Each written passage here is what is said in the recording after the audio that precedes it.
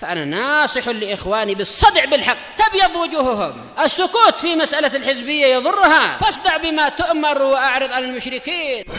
سلامي على دماج ورجالها والشيخ يحيى ودار العلم يا سعد بانيها. بسم الله الرحمن الرحيم. الحمد لله والصلاة والسلام على رسول الله wa ala alihi wa sahbihi wa man. Lanjutkan sedikit ya, kan. Qala al-mu'allif rahimahullahu ta'ala qawluhu wa bima wasafahu bihi rasuluh, dan dengan apa-apa yang disifatkan dengannya oleh Rasulullah sallallahu alaihi wasallam.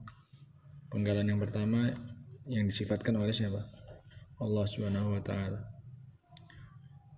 Qala wa wasafa Rasulullah sallallahu wa wasfu Rasulillah sallallahu alaihi wasallam li rabbih yanqasimu ila thalathati aqsam, dan pensifatan Rasulullah sallallahu alaihi wasallam kepada Rabbnya terbagi menjadi 3 macam. Imma bil qauli aw bil fi'li aw bil iqrar. Bisa jadi dengan ucapan, perbuatan atau dengan persetujuan. Amal qaul fa katsirun mislu Rabbuna Allah alladzi fis samai taqaddasa ismuk. Ismuk atau ismuk? Muka. Adapun berupa ucapan maka banyak, seperti Rabb kami adalah Allah yang ada di langit, maha suci namamu. Amruka fis samai wal ard, perintahmu di langit dan di bumi. Ini pensifatan Rasul berupa ucapan. Wa qawluhu fi yaminihi la wa muqallibil qulub. Sumpah waw kosong. Tidak, demi zat yang membolak-balikkan hati. Wa ammal fi'lu fahuwa aqallu minal qaul. Adapun berupa perbuatan maka ini lebih sedikit daripada ucapan. Mislu isyaratihi ila sama yastashhidullaha ala iqrari ummatihi bil balagh. Seperti isyaratnya beliau ke langit tatkala beliau meminta Allah menjadi saksi atas pengakuan umatnya bahwasanya beliau telah menyampaikan risalah. Allahumma syahad. Beliau mengarahkan tangannya kemana? Ke langit. Ini pensifatan Allah dengan apa? Perbuatan bahwasanya Allah di atas langit. Wa hadza fi hajjatil wada' fi Arafah. Terjadi pada hajjatil wada' ketika hari Arafah. Khataban nas, ketika sedang berkhutbah di hadapan manusia. Wa qala ala hal ballaghtu, apakah sudah aku sampaikan? Qalu na'am salasa marrat. Mereka mengatakan iya. Sampai 3 kali Rasul mengatakan itu. Qala Allahumma syhad. Maka beliau mengatakan, ya Allah saksikanlah. Yarfa'u isba'ahu ila sama. Beliau mengangkat jarinya ke atas langit. Wa yunakkituha ilan nas. Kemudian menurunkannya kepada manusia. Allahumma syhad. Allahumma syhad. Faraf'u isbi'ihi ila sama' hadza wasfullahi ta'ala bil 'uluwi an tariqil fi'li.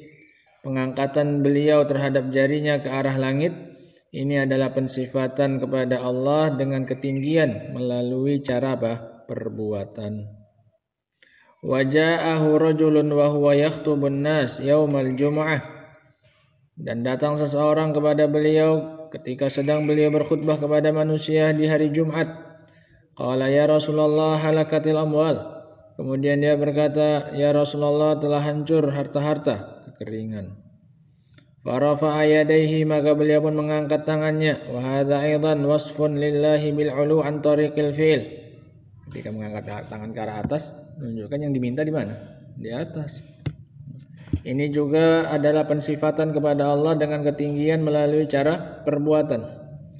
Wa ghairu dzalika minal ahadits allati fiha fi'lun nabi alaihi salatu wassalam idza dzakara sifatan min sifatillah. Dan yang selain itu dari hadis-hadis yang di dalamnya terdapat perbuatan Nabi Shallallahu Alaihi Wasallam jika menyebutkan suatu sifat dari sifat-sifat Allah. Wa ahyanan, dan terkadang yadhkuru Rasulu alaihi salatu wassalam min sifatillahi bil qawli wa yu'akkiduha bil fi'l.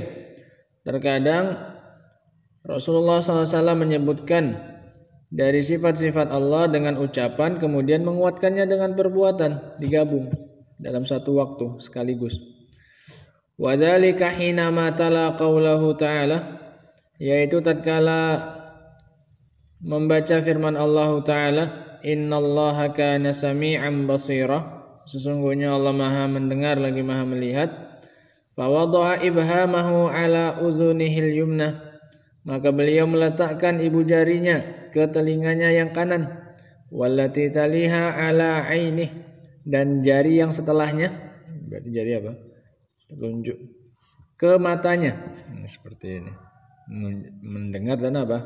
Melihat. Wa hadza itsbatun lis-sam'i wal basar. Yang ingin beliau tetapkan adalah apa?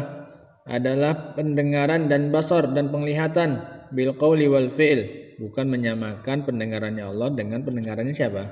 Makhluk. Menunjukkan bahwasanya pendengarannya Allah itu benar-benar hakiki, sebagaimana kita juga bisa mendengar.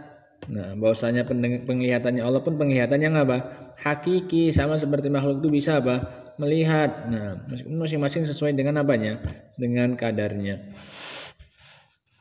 Wahina idzin naqul, oleh karena itu saat itu kita mengatakan inna itsbata ar-rasuli alaihi salatu wasallam li sifat yakunu bil fi'li wa yakunu bil qawli wa yakunu bil fi'l. Bisa jadi dengan perbuatan, bisa jadi dengan ucapan.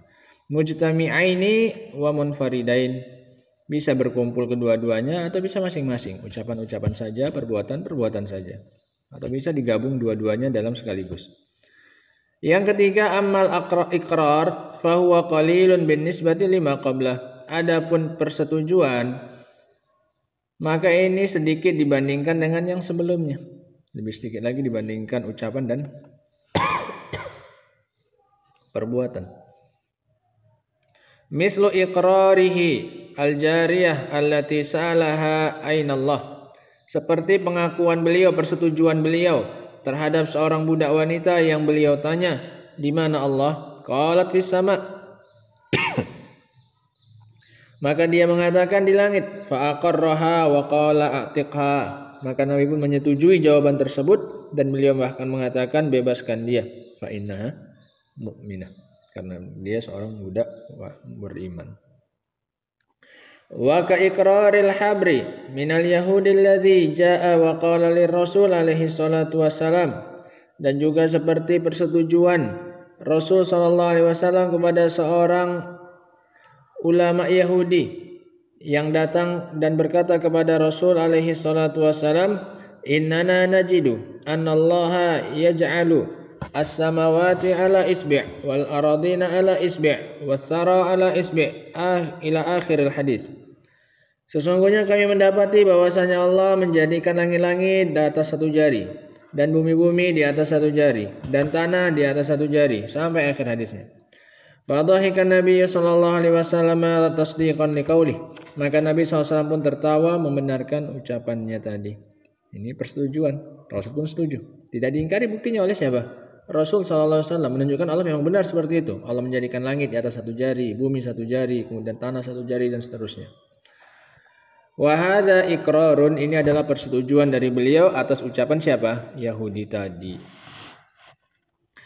Idza qala qail, kalau ada yang mengatakan ma wajhu wujubil imani bima wasafa ar-rasul bihi rabbahu aw ma daliluh. Dari sisi mana kewajiban beriman dengan apa-apa yang disifatkan oleh Rasul kepada Rabb-nya, atau apa dalilnya? Kenapa harus kita benarkan juga apa yang disifatkan oleh Rasul kepada Allah Subhanahu wa taala? Padahal Rasul juga manusia. Naqulu daliluhu qauluhu ta'ala. Dalilnya adalah dalil wajibnya kita mengimani semua yang disifatkan oleh Rasul kepada siapa? Allah Subhanahu wa taala. Dalilnya adalah firman Allah Ta'ala, ya ayyuhalladzina amanu aminu billahi wa rasulihi wal kitabil ladzi nazzala ala rasulihi wal kitabil ladzi anzala min qabl Wahai orang-orang yang beriman, berimanlah kalian kepada Allah dan kepada siapa? Rasulnya. Termasuk beriman kepada Rasul, mengimani apapun yang beliau khabarkan. Termasuk pengkhabaran beliau tentang apanya? Sifatnya Allah Subhanahu wa ta'ala. Dan kepada kitab yang dia turunkan kepada Rasulnya dan kitab yang diturunkan sebelumnya. Wa kullu ayatin fiha zikrun anna rasuli alaihi salatu wassalam muballigh fahiya dalatun ala wujubi qabuli ma akhbara bihi min sifatillah. Semua ayat yang di dalamnya terdapat penyebutan bahwasanya Rasul alaihi salatu wassalam adalah muballigh, penyampai, maka itu juga menunjukkan atas wajibnya menerima semua yang beliau kabarkan dengannya tentang sifat-sifat Allah. Karena yang namanya muballigh hanya sekedar apa? Menyampaikan. Beliau menyampaikan dari siapa? Dari Allah Subhanahu wa taala. Kalau beliau penyampai dari Allah Subhanahu wa taala, maka wajib menerima apanya? Beritanya. Li'annahu akhbara biha wa ballaghaha ilan nas, dikarenakan beliau telah mengabarkannya dan menyampaikannya kepada manusia. Wa kullu ma akhbara bihi fa huwa tablighun minallah. Dan semua yang beliau sampaikan, yang beliau kabarkan itu adalah penyampaian dari Allah Subhanahu wa taala. Wa li'anna rasulah alaihi salatu wassalam a'lamun nasi billah wa ansahun nasi li'ibadillah. Dikarenakan beliau alaihi salatu wassalam adalah orang yang paling berilmu tentang Allah. Tidak ada manusia yang lebih tahu tentang Allah daripada Rasul alaihi salatu wassalam. Dan yang paling menasihati manusia kepada hamba, dan manusia yang paling menasihati kepada hamba-hamba Allah. Wa asdaqun nasi fi maqal, dan orang yang paling jujur dalam apa yang dia ucapkan. Sehingga apalagi alasan kita untuk menolak apa yang beliau kabarkan? Orang yang paling jujur, yang paling tahu tentang Allah Subhanahu wa taala, kurang apa lagi? Nah.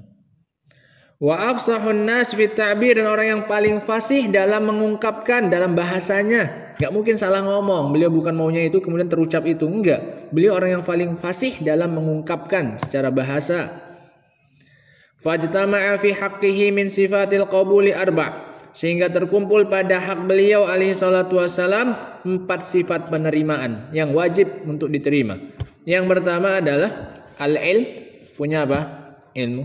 Yang kedua an-nus, memang ingin menasihati siapa? Ikhlas, jujur dalam menasihati. As-sidqu, jujur, wal bayan, dan mampu untuk menjelaskan. Kalau enggak terpenuhi 4 ini, maka bisa kita tidak membenarkan berita yang dibawa oleh siapa? Seseorang. Dia jujur, tapi enggak punya ilmu tentang itu. Bisa kita benarkan tidak? Enggak. Misalnya kita orang ini jujur menyampaikan kepada sesuatu. Itu kereta kayak gitu itu tadi seperti ini aku lihat rusak di mesinnya seperti ini. Sementara dia enggak tahu orang mesin.